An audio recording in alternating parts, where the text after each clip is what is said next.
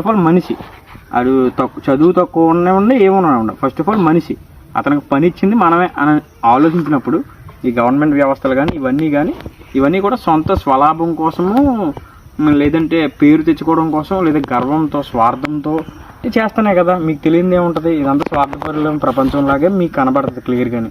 ఎక్కడ చూసినా ఎవరు ఏ కంపెనీ పెట్టినా అయితే వాళ్ళ పేరు తెచ్చుకోవడానికి లేదా డబ్బు సంపాదించుకోవడానికి.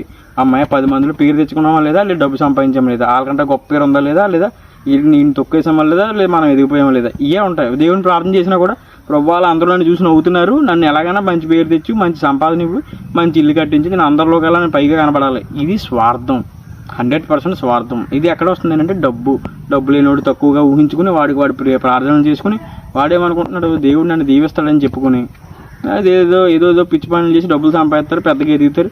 వాళ్ళు కూడా స్వార్థంతో చేస్తున్నారు. లేనివాడు స్వార్థంతో ఎదుగుతున్నాడు, ఉన్నవాడు కూడా స్వార్థంతో ఇంకా సంపాదించుకుంటున్నాడు. ఓకే, అక్కడికి మీకు క్లారిటీ వచ్చిందేమో అనుకున్నాను. అంటే ఈక్వాలిటీ మిస్ అవుతుంది. సింపుల్ చెప్పాలంటే మనుషుల్లో ఈక్వాలిటీ మిస్ అవుతుంది. దేవుడు ఏదైనా మనలో మనుషుల్ని ఎవరు వెళ్ళాలి, దేవుడే వెళ్ళాలి. కానీ ఇక్కడ మనుషులు ఏమవుతున్నారు, ఈ డబ్బు అనే వివక్షలో అంటే మోడర్న్ లైఫ్కి అలవాటు పడిపోయి ఈ డబ్బుతో కూడిన మోడర్న్ లైఫ్ని వీళ్ళు దాన్ని ఏమంటారు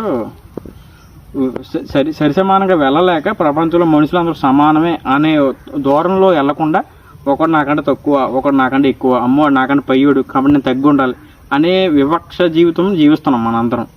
కాబట్టి అన్నిటికీ దూరంగా ఉండాలి అంటే దేవుడు ప్రత్యేకించబడమన్నాడు కదా. మనల్ని ప్రత్యేకంగా ఉన్నాను, మీరు లోకంలో ఉన్నారు కానీ లోకస్తుల్లా మీరు ఉండకండి, లోకంలోంచి సపరేట్ అయిపోవాలి. మనం ఎందుకు సపరేట్ అయిపోమన్నాడు అంటే నాకు అనిపించింది అంటే బబ్బులోని వ్యవస్థతో పోల్చాడు లోకాన్ని యేసుప్రభువే. నేను అవి కూడా మీకు చెప్తాను, రెఫరెన్స్లు ఉన్నాయి. అవి కూడా నేను క్లియర్గా ఈ హోల్ బుక్ అంతా నేను రాసుకున్నాను అనమాట ఓన్గా.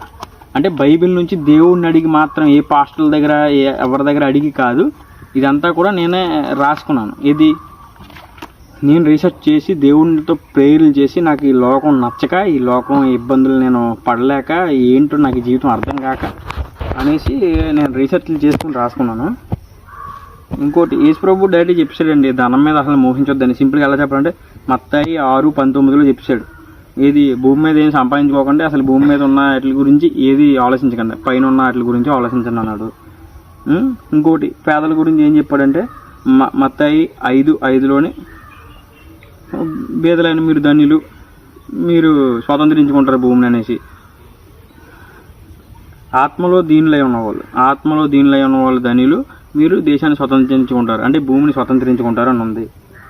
అంటే ఎవరి కోసం ఇది, దీనుల కోసం.